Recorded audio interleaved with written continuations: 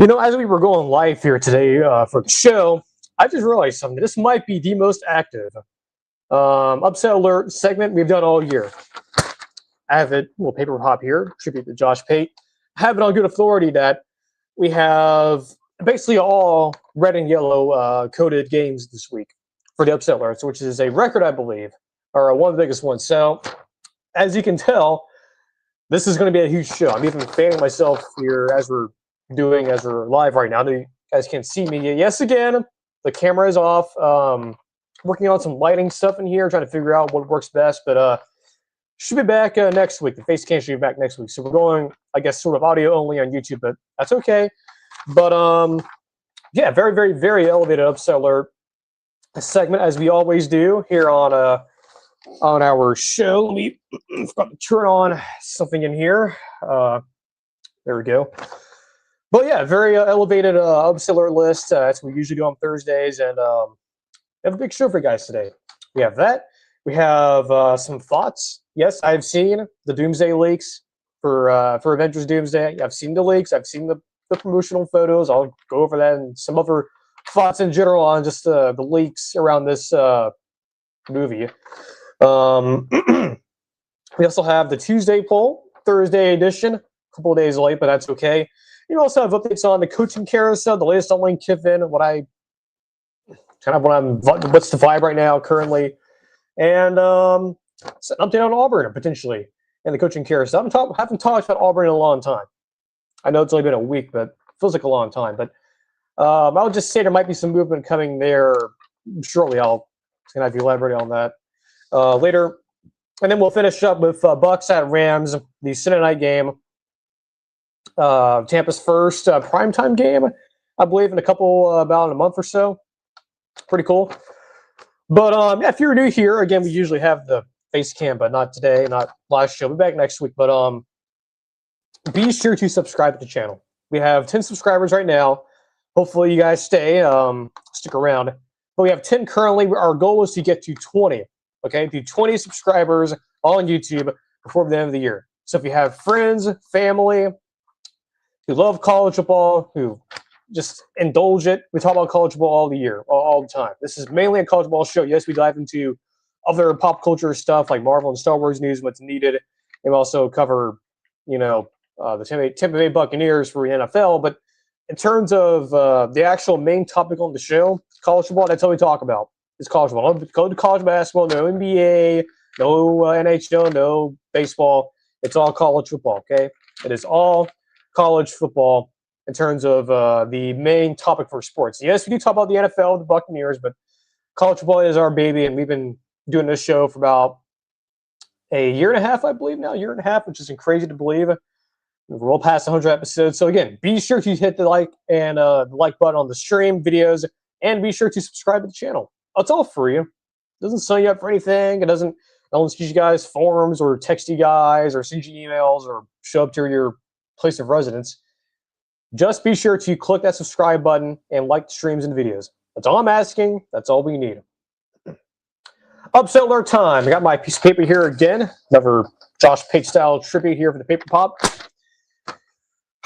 Missouri and OU. This game, I believe, is the earliest game on ABC. I think.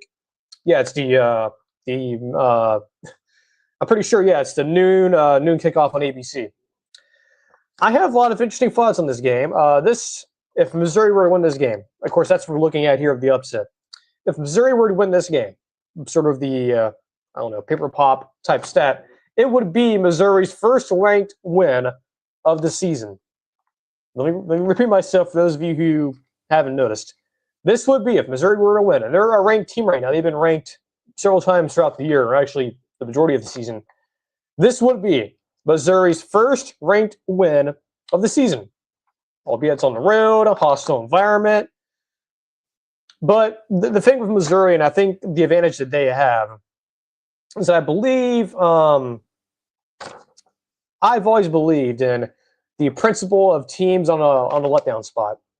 This is one of them. Okay, OU coming off the Bama win, everyone's confident, everyone's patting Brent Venables and everyone on the back, and making fools of folks who picked Bama to win and cover. Grant you maybe the way you were thinking about that game, and even up to including me, but I picked OU to cover. But just in general, the way of thinking how that game could have gone, we weren't wrong about it.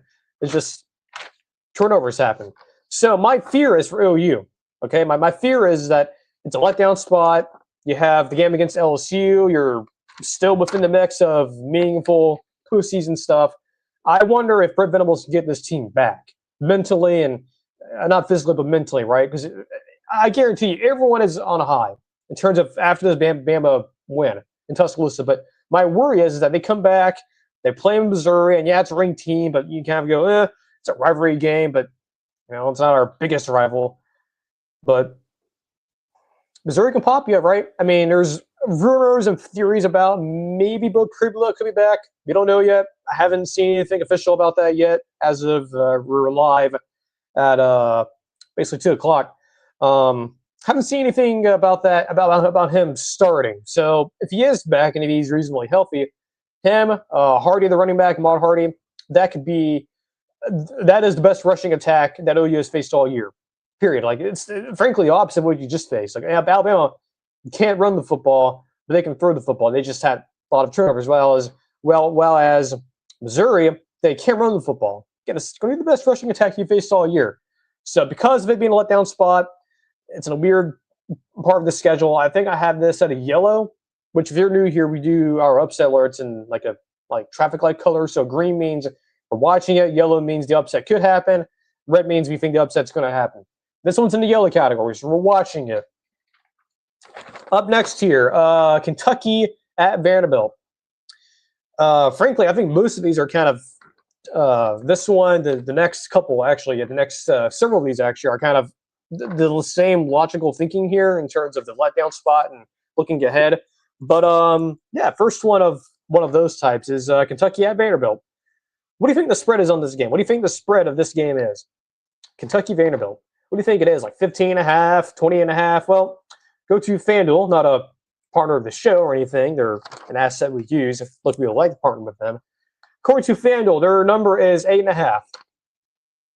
And that means on a neutral field, this would be about 4.5, 3.5. So what Vegas is telling you is that this could be a very competitive game. Kentucky absolutely has the possibility to pull off this upset.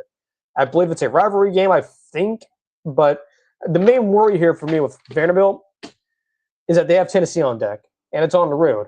And if they win and Tennessee wins against Florida on the road, which we'll get to in a moment, that could create a massive game next week in that rivalry. For the first time, maybe in our lifetime. I know last year, kind of, but this year would be the biggest game in that rivalry's history, I would imagine. I mean, just think about it. A ranked Vanderbilt going on the road to a ranked Tennessee team. Like the last time Vanderbilt was even ranked in this matchup, probably have to go back to like 2012 and 2013. I was like the Butch Jones era of Tennessee, or at least the ending of the end of the Dooley era and going into the Butch Jones era. So that sort of transitional period. But yeah, I mean, this would be that would be an incredible sight to watch next week. Obviously, I won't be at the game, but that'll be amazing to watch that. But Kentucky can do it, man. I mean, Mark Stoops and them, I guarantee you, they are looking at this game as their Super Bowl.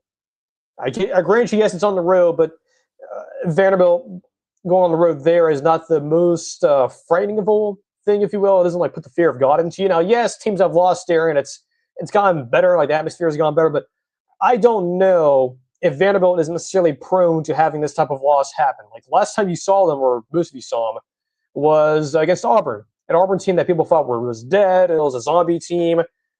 They competed. They could have won the game, won the overtime. So, and also Kentucky, a new quarterback going forward. So we'll see about that. That one, I have very much some concern on that one. That's in the yellow category. Same thing with this one. Arkansas at Texas, an old rivalry game, but I guess a lot of folks don't consider it one. I guess, or at least it's not one of the biggest ones, but it is a rivalry though, and it's back. Much like the Kentucky game, the spread on this one, according to FanDuel, same thing, 8.5. I wonder, much like Vanderbilt, but a little bit, obviously, the heightened, or at least it's a little bit more heightened with this one. Same thing.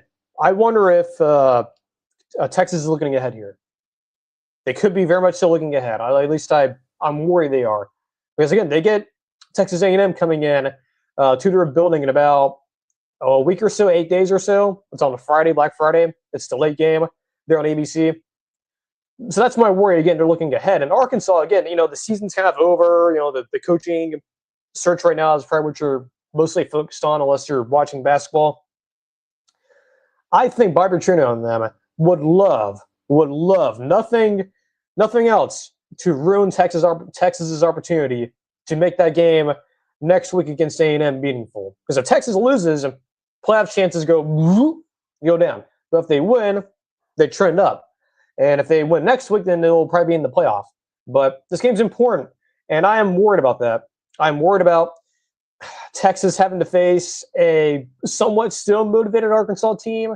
The offense is still, as long as Taylor Green's healthy, that is going to be, they will score points. Okay, they will be able to score points. And again, the letdown spot thing, I'm nervous about this one. I'm very much so nervous.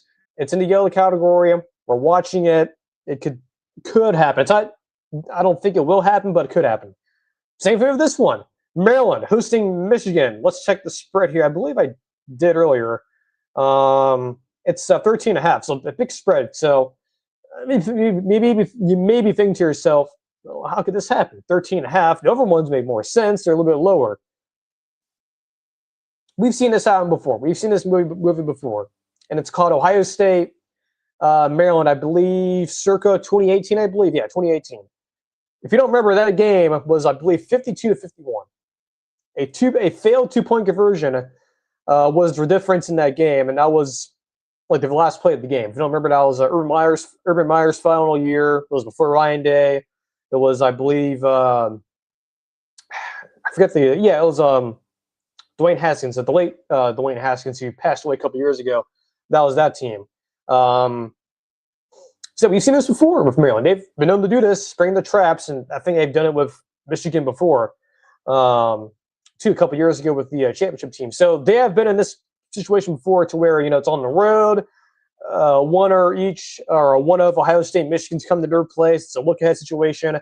This could happen. A lot of things could potentially make this upset happen, right? If Maryland offensively just goes off. This Michigan defense, though, I will say, it's not penetrable, or excuse me, it's not unpenetrable. It is definitely penetrable. It can definitely be. You can definitely get some yards on them. If you don't believe me, go watch the USC game. It can happen.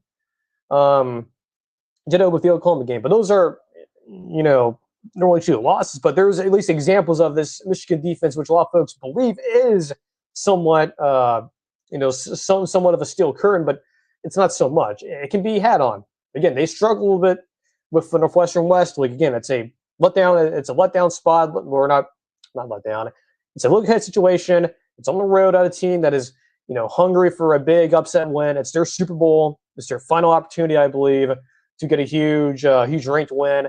Michael Oxley's back next year. No, he's not getting fired, contrary to the fake post out there. This will be huge for them. This will be probably a major program-defining win for them. A huge one for them. I don't think it's going to happen, but we are watching it. Just because, again, the dynamics here, what's happening, what could be next week. Again, Michigan's still in line, potentially to get to the Big Ten championship game. They just win next week, and they should be in. So that one's in the yellow category. We could put it in the red, but I didn't. This next one, though, definitely these next 3 actually warrant a code red. Just put it out there now. TCU at Houston. Houston is the ranked team here, but the line's 1.5, I believe, from FanDuel. This is going to happen. TCU is one of those teams that, yes, their record isn't, quite appealing. I know a lot of folks maybe haven't watched them as much, but they're a sneakily good team. Yes, they've lost a lot of games. Yes, their defense is not, great, anything to write home about, but they still have a lot of talent on that offense. Josh Hoover and company, that could be a very high-scoring game. Houston's defense is very susceptible, especially the passing game. There's a reason why this game's 1.5. I think the upset's going to happen here. That one, again, is a code red. All these next 3 are code reds. At least, the red category, whatever. This next one, Pitt at Georgia Tech. I'm very concerned, much like the ones I just mentioned earlier, but even more heightened here. With why the games I mentioned earlier, right? The the Michigan-Maryland game, Texas-Arkansas. Same thing applies to this one. Look ahead spot. Big rivalry game next week on Black Friday, I believe at 3:30 or noon. I believe at Mercedes-Benz Stadium. Unfortunately, couldn't be at Georgia Tech's campus, even though it's like down the road. But whatever. Again, it's much like that one. Again, the rivalry game's on deck. But the problem is, though, while those teams that are dealing with teams that are less talented than you,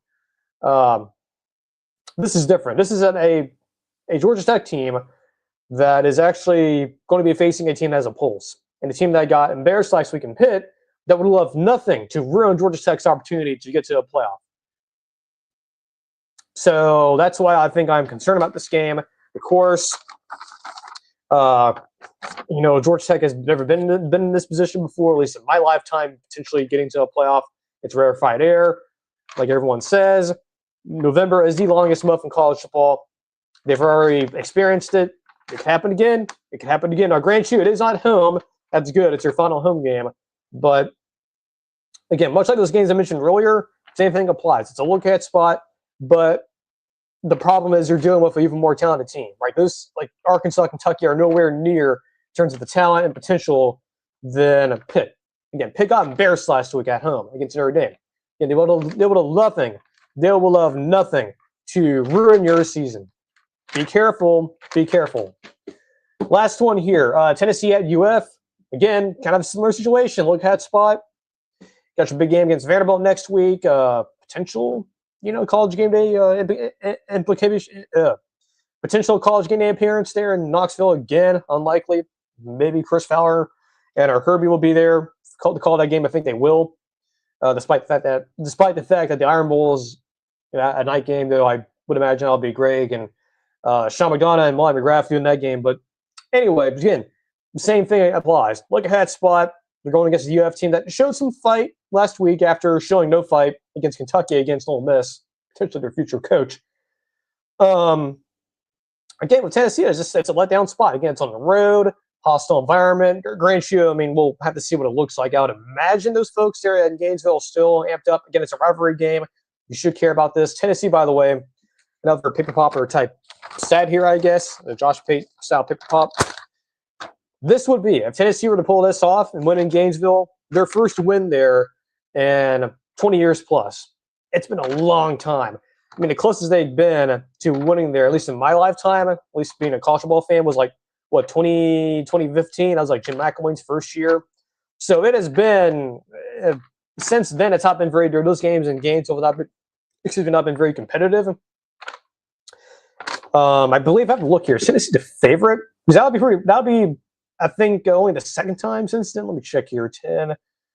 Yeah, they're a 3-point favorite. So, yeah, I think the upset could definitely happen here. It's not a code red, but the only reason why I didn't put it there is again, I don't know which UF team we're getting this week. Is it the one that showed up against Kentucky, which got railroaded, or is it going to be the one that showed up against Georgia and Ole Miss last week? I grant you a little bit of that. Last week was Ole Miss being distracted with Lane, and I think he was distracted as well. He wouldn't tell you that publicly, but I think he was. That's my concern if you're Florida, is that we don't know which team we're going to get. If you get the version that showed up against Georgia and Ole Miss, then the upset could happen here. If we don't, then I think Tennessee should be able to handle this and get their first win there in a long time. So, upset alerts filled with a lot of red and yellow this week. No green, which is pretty rare.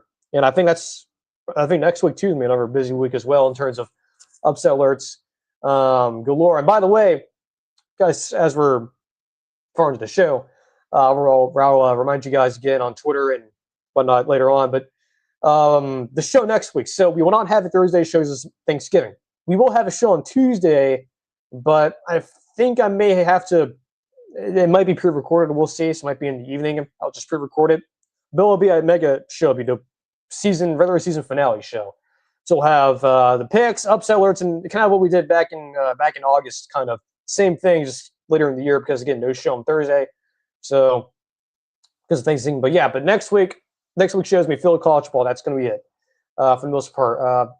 Besides the Buccaneers towards the end, I guess we'll have to fit it in there somehow. Their game against double check who they play, the Cardinals. So yes. The show next week will be pretty long, I think. But yeah, we'll do the upset alerts next Tuesday along with predictions. So if you're wondering about that. And also be sure to subscribe too while you're at it. Another reminder, again, we are live right now, high atop of beautiful, once again, Jacksonville, Florida. But again, subscribe. Again, we need 20 subscribers by the end of by the end of the year. Now, if we don't have any, the show's not going to end, but I won't be happy. It'll be a very, very grumpy start to the new year. But hopefully that does happen. We do get subscribers in here. We get more. So again, if you follow me on the socials, right, Instagram, Twitter, X, whatnot, be sure to click the links on there to the channel, subscribe. That's all we're asking. Tuesday poll. We did this. Didn't do it Thursday, or today's Thursday. We didn't do it Tuesday because the show was already filled up. So we're moving it to Thursday. And yes, we'll do the Tuesday poll on next Tuesday as well. So that's why the show will be extra long next week. But we'll get through this quickly here. So as per usual, we'll start. I know you guys can't see it, but we'll start from 25 to 20 here as I read the Google Sheets spreadsheet here. So from 25 to 20 first. 25, Tulane. 24, North Texas. First time I think both of those have appeared in the poll. I think. Definitely for North Texas. I don't know about Tulane. 23, Houston. 22, Virginia. Tennessee at 21. And then Nebraska at 20. Let's see here. Let's do, 19 through 15. 19, JMU. They move up, I believe. Utah stays kind of where they are at 18. Number 17, Texas. They fall down. They can move up. I believe that's where the AP has it. That's where we have them. USC at 16. A little bit lower than, I believe, the playoff poll in the AP, but they can move up, certainly. 15, Michigan. Kind of where they were last week, and not much movement there. Let's see here. Let's do 14 through 11 here. Number 14, BYU. Right where they were last week. Same with Georgia Tech at 13. Miami, ditto at 12. Vanderbilt at number 11. Same. Now, the top 10 is where things get interesting. This is where a lot of the movement is at. Now, as you notice here, much like the playoff poll, we do not have Miami ahead of Notre Dame. Conscious decision. I think Notre Dame's a better team than Miami, but as we sort of get to probably next week, I believe, and if you get closer to the playoff bracket and whatnot, I will probably change that, much like the committee. But I guess I didn't think about it, but you know what? Making the executive decision here, we are actually going to change out this, and we're going to actually fix that. So Miami is at number 10. Notre Dame is at 12 to fix that. I was originally just going to go with it and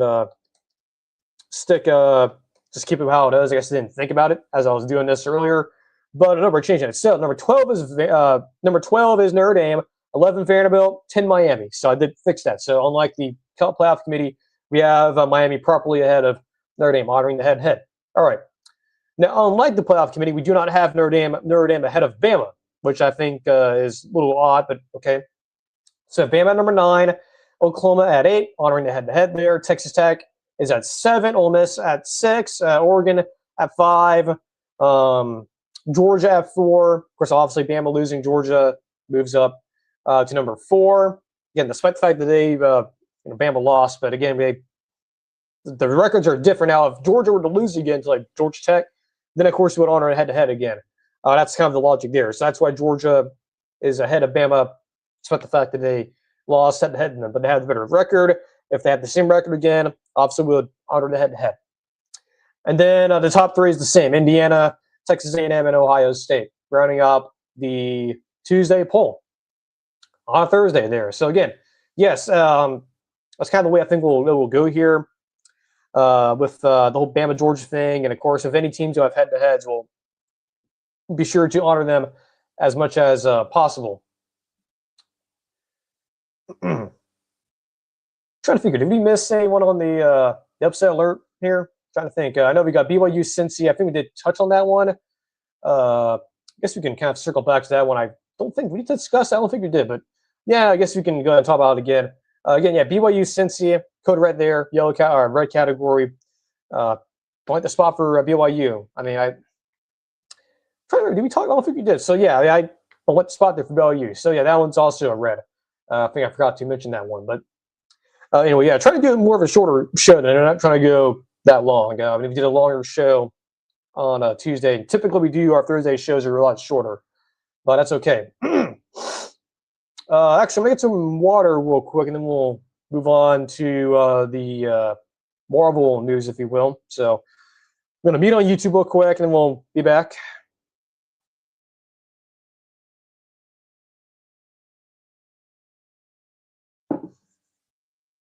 Again, your the podcast feed didn't cut out or anything. I just got some water. Okay.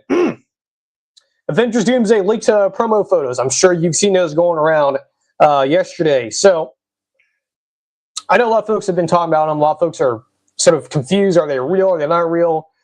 I have been very silent about these, as you can tell through my posts and whatnot. I haven't really talked about them that much. I was just kind of seeing what people were seeing. I was also listening to Josh over at Den of Nerds in his channel because I know he streamed yesterday. I wanted to hear what he thought of them. And after listening to him and kind of thinking about it, and if you don't know what I'm talking about, I didn't post them on Twitter because I don't know if they're real or not, but they're sort of kind of like the promo photos that came out for like Daredevil season 2 that got leaked out a couple days ago, which were real, were confirmed to be real. Well, actually, I don't know if they're leaked. I think they just were included on a magazine or something. But anyway, the photos were showing like I think like Loki, Doctor Strange, Captain Marvel, Shang-Chi, a couple other characters. I believe Sue Storm from the Fantastic Four. There are promo photos of them, the actors in costume, but behind like a white background. Again, very similar to what was happening with their Daredevil photos that came out a couple days ago. So a lot of folks thought when they saw those, were like, "Oh, that has to be real, right? These have to be real photos." And there's also, I believe, a Tobey Maguire Spider-Man included in there. So yeah, so there's obviously a lot of leaks like that have happened. We've also had other leaks like set photos, and there's also that I think bag with like the concept art of all of the characters who are going to appear in the film. So those have been around, at least like the ones I like the bag photo and some of the set photos and stuff. That's real. But in terms of these like promo photos, originally I was like, okay, they could be real, but again with AI and stuff, a lot of folks, at least that's the camp, right? That's the camp. You either, at least pertaining to these photos, either you are believing these are AI or you think they're real, or it could be like me and Josh over at Den of Nerds who are like, they could be real, at least on the right path or have the right idea of what the characters could look like. But they could also be filtered through and edited through AI. So that's kind of the stance I have. I kind of agree with him. They could, at least the concept could be real. Like I wasn't surprised that they do have, they have been doing like, especially when they were doing principal filming. I know they're coming back in the spring to do more, especially with actors who weren't available. So yeah, it could be possibly did those shots back in like, August and July, but to say those are like authentic photos and some of the other photos we've seen too that may or may not be real. Again, they could be AI, could not. Could be like it could very much so be a case where it's the right idea, and there could be a representation of what the characters will look like and what characters will be in the movie, but they were probably filtered through AI to avoid copyright stuff, which is why you haven't seen anyone take those photos down. So that's my kind of thoughts on those. Now, I mentioned this on Twitter yesterday, just about the whole leaks in general about Doomsday and sort of discussions, if you will. I mean, yeah, I guess I'll kind of repeat what I said on Twitter yesterday. It's or last night. I mean, there's been a lot of discussion, okay, about how Marvel and Disney will have handled the Fox X-Men characters, right? Again, a lot of speculation about, could there be more added on to the cast we have right now? I discussed this ad nauseum. While sort of, I was originally in the camp of saying, yeah, a lot of the actors or actresses who were not included in the original chairs reveal back in the spring, I didn't think they were going to be in it. I thought what we got was we were going to get. But over time, as I started to think about it and whatnot, I think there's a good chance that some of, not all, but some of the actors and actresses who were not mentioned in the original casting reveal in the spring, they could very much so be in the movie. But again, sort of what I said last night, let me start over there. Like I said last night on Twitter, again, there's a lot of discussion about how they will handle characters outside of the one that, or at least X-Men characters from the Fox films who were not confirmed back in the spring. I think, and I find it kind of hard to believe that they would just recast the characters, like the major characters, with random actors. And if you don't know where that's coming from, like that's been something that's been floated out there that, you know, hey, sort of like Deadpool and Wolverine, maybe they couldn't get everyone to come back. Again, there's a whole lot of them, especially a lot of major characters who, again, were not on the original casting reveal that haven't been confirmed yet, but folks are, wondering if they will be in there. But the thing that's been floated out from a lot of these like scoopers and whatnot is that there's this idea of, you know, hey, they couldn't get all those other actors back, so they'll be like the characters will be there, but they'll just be, you know, played by random actors, like sort of like what you saw in Deadpool and Wolverine, like with several characters who are not like the big ones, like Blade and some of those characters. Like those are obviously played by the original actors, but the other ones, like Toad, I believe, from the X-Men, and a couple others, those are just played by random actors. Like it wasn't, you know, Ray Park as that character who, you don't know. Yes, that's the same actor that did the physical performance for Darth Maul and Phantom Menace. But yeah, so that's what folks are believing, that it could be a possibility. But I don't know if I can believe that. Like I can't imagine Kevin Feige would approve of several major characters from those films being recast with random actors like that. I just think that would be kind of disrespectful, in my opinion. Again, I get it. Some of them can't come back or probably won't be back for several reasons. We talked about that already. Some of it's personal stuff, but I mean, look, either you can get the rest of the original cast back, or those characters aren't appearing. Okay, I mean that's like this whole recast thing and doing, and you know, the folks who will kind of argue against that will go, well, you know, it may not be the actual Fox X-Men universe. It could be just, you know, a convoluted, you know, combination of like the original actors and the new ones, and that's possible. But again, I doubt that. And again, I've seen a lot of folks, you know, saying, look, if they can, they are going to get a lot of these original actors to come back, whether they're able to or not. That's the issue. But again, I just can't imagine he'll just, like Kevin Feige, who worked on those films, at least the first two, would just seemingly be like, okay, yeah, we'll just recast a lot of major characters. Like, I don't know, just because he can't get some of those actors to come back. No, again, either they were able to get those actors back, or you know, the majority of them, or they're not in the movie. That's kind of my stance on it. Now, what is interesting, and we'll kind of wrap up this segment here. It is interesting if you go back to those original, not original, but I guess the original set of leaks we got, actual leaks from the set, especially with the outdoor set for the X Mansion. You notice there's a lot of statues there, a lot of statues that were like destroyed and half destroyed. Now, the photos are blurry, so you can't tell like what those statues are. There was something back in the day, I believe it may have been Josh from Den of Nerds brought this up, that there's a possibility that if they couldn't get certain actors if they couldn't get certain actors to come back to play some of the other major characters who were not announced in the original, casting announcement back in the spring, that they would honor those characters with statues, meaning those characters passed away. That's possible. Certainly, again, if they're going the route of, look, we couldn't get everyone back, we're not recasting anyone, it's just we can get them, those characters aren't going to appear, but we'll honor them with statues.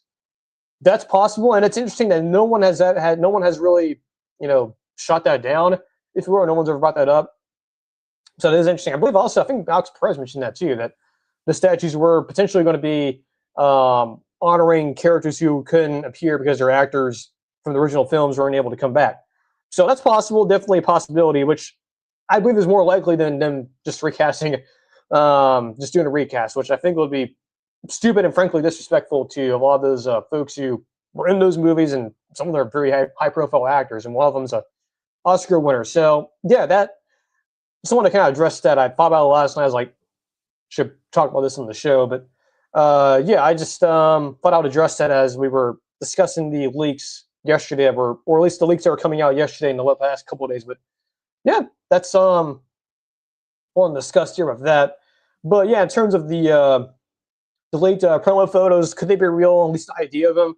Yes. Are they the original photos? Probably not. But we'll see. Coaching carousel time here, and then we'll wrap up with the Bucs Rams. Lane Kiffin latest. Still not a whole lot. I know. So again, like I mentioned on Thursday, or not today's Thursday. Geez, on Tuesday, that I still believe there is this sort of ultimatum that is out there. And yes, Lane can go out on McAfee and say there's not. There's also he also sort of reiterated that on the conference call, the teleconference call yesterday for the SEC coaches. I still think there is one. Like at the bare minimum, there is at least some sort of ultimatum. Maybe it's not exactly this one that I've floated out there and others, but again, like I've said on the Tuesday show, and I'll also said on Twitter that I believe Lane Kiffin has two options. Either he's staying at Ole Miss, he announces it after the Egg Bowl or before, or he announces he's leaving for whatever job he chooses, whether it's the LSU or the Florida job. But what I think with the option two, like I said on Tuesday, again, for his sanity and for the sanity of Ole Miss, they have to kind of say, look, we're leaving. I'm not coaching the team for the playoff. It makes it cleaner that way. And of course, Ole Miss at that point would have to get a temporary interim coaching in place for the playoff. Now, there's a lot of discussion about if they go down that road, could the playoff committee punish them for losing their coach, much like how they did with the Jordan Travis injury. Granted, it's not it's not an injury, but you are losing your coach to another because he got hired away. And again, they don't want any distractions with Lane being the coach, whatnot. I think that's again, I do believe that is a real option that he could just end up leaving and not staying for the playoff. You have, again, for their sanity and for his theirs being Ole Miss, I think it'll be easier for him to go over there and handle his current or whatever job he chooses, which would be his current job. But again, with the playoff committee, could they potentially punish him? I don't know. It's been a discussion, but I guess we don't know. I mean, they haven't really discussed it yet. We'll see. I guess after the week after, I guess the second to last, or at least the last rankings before championship weekend. Yeah, I guess we'll have to see what the playoff committee would say, because that would be around that time when Lane and his decision would be made there. But yeah, he has two options, I think, at least two reasonable options. Again, he stays at Ole Miss. He announces it for the Egg Bowl 2. He leaves for his new job. He actually leaves again for his sanity and for the sanity of Ole Miss. No distractions in place, or at least to avoid distraction there at the playoff. They'll just get an interim coach in now. Again, like I said before, and like others have mentioned, if he doesn't decide before or after the Egg Bowl, there's a real chance that Ole Miss can force him out, either him getting fired or him resigning, which would definitely be a very much so messier situation there. Sort of like what's going on with Brian Kelly and LSU right now with the whole lawsuit thing. So I think for Lane, I guess he's got to make up his mind, or else they're going to force him out and they'll have an interim for the playoffs. So yeah, again, with the interim coach of the playoffs, it really doesn't matter if any team. It could be Tulane, could be any of these like G5 teams, other schools. Yeah, I guess it's nothing I've really considered or even thought about the potential of having an interim coach being in place impacting your playoff ranking. I don't know if anyone's really thought about that, but yeah, again, we're still watching it. Nothing's really happened there. Again, I'm not really expecting anything to happen between now and probably midtime next week, and that's probably where things could get really, really crazy there for Ole Miss if no decision hasn't been made yet or no announcement hasn't been made yet. As for Auburn, and we'll kind of move on here. They might be making that hire soon. Of course, they're still doing their coaching search. Yes, DJ Durkin's still the interim coach, and they'll be coaching. They have their game against Mercer this week, their FCS team. Then they have Bama at home. But I think Auburn might be making a hire here a lot sooner than people think, and I think it might be the Monday after, if you will, like that week after the Iron Bowl. I think is where the earliest a hire could be made. I think there is certainly a lot more traction now. Yes, you're hearing a lot of stuff about John Summerall. He had an interview, by the way, with Florida that got canceled. Could be something, could be nothing. I tend to believe it might be something. Could be a signal that he is going to take the Auburn job. or potentially go on this job if Lane decides to leave. Again, he has ties to both in different, or at least both schools in different ways. But yeah, I think Auburn making a hire here could be coming sooner rather than later. I think that coaching search, at least in my opinion, is beginning the process to wrap up. That's all I'm going to say. Okay, Rams up Buccaneers. We'll wrap up the show here. Yeah, Rams Buccaneers on NBC. Primetime game. It's be Chris Collinsworth and Mike Tirico and that crew. This game is in LA at SoFi, so Tampa's 2 years in a row they've gone out there, I believe. Yeah, 2 years in a row. It's the Chargers last year, now it's the Rams. LA, Rams, 6.5-point favorite. Tampa, this is interesting. So they're going against a NFC team this week, unlike the past couple weeks. So this game doesn't matter. It's a big deal, which is why, much like others believe that this is where you would get either Bucky Irving or one of Bucky Irving or both, I guess. Either, him or Chris Godwin, either one of those two or both back this week, because it is an NFC game. It's very important, especially now you've lost 2 games to, grant you, yes, AFC teams, but that doesn't look good on your resume in terms of separating yourself from the other teams in the NFC. So, yes, this game's very important now. This is probably the most important game of the year for Tampa. Win this game, you sort of gain more ground and sort of give yourself some insurance going forward. If you lose, then it becomes you either win out with your division and getting in with a wild card.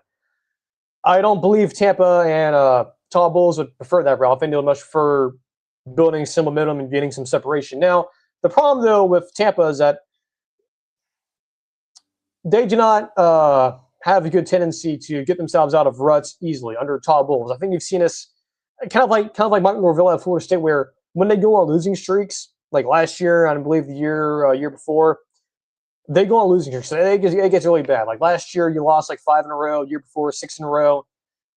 Like you lost 2 in a row. Does Todd get this team back? Is he able to sort of stop this from bleeding out even more? Because look, they've looked bad defensively. They have. I mean, it's 28 points, 44 points last week. LA is a much better team offensively. In some ways, I mean, not that, but they're about the same, I guess. Same type of quality as the Bills and Patriots. So you're once again having to face a very good offense. You're facing a very good quarterback in Matt Stafford. Yes, older guy, but he's still playing a high level. He still is one of the best quarterbacks in the NFC. That scares me. Also, again, going on the road, back-to-back road stretch here. That also scares me. It's also a West Coast game, so the body clock thing.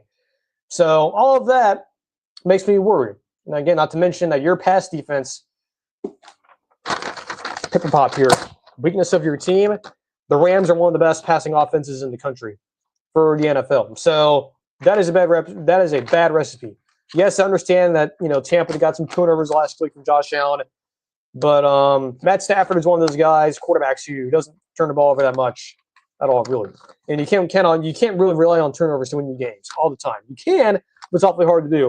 And obviously, you can't predict those. So for Tampa to win this game, with all the odds going against them, right? The travel thing, you're going against a team that has one of the best offenses in the NFL, and your defense has been trash really all year and the last couple of weeks.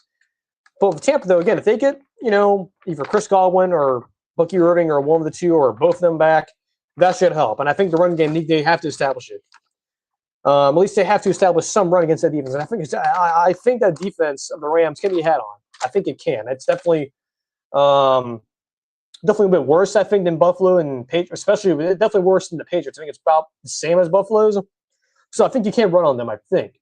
With whether it's Sean Tucker or Shard White, who had a big game last week, Sean did, or even whoever Bucky Irving, I think you have to establish the run. And you have to make that the focal point of this game. Because if you do, it slows the game down, keeps that offense of the Rams off the field, it keeps your defense rested and not on the field so much. So that is what I am assuming Tampa will try to do. Obviously,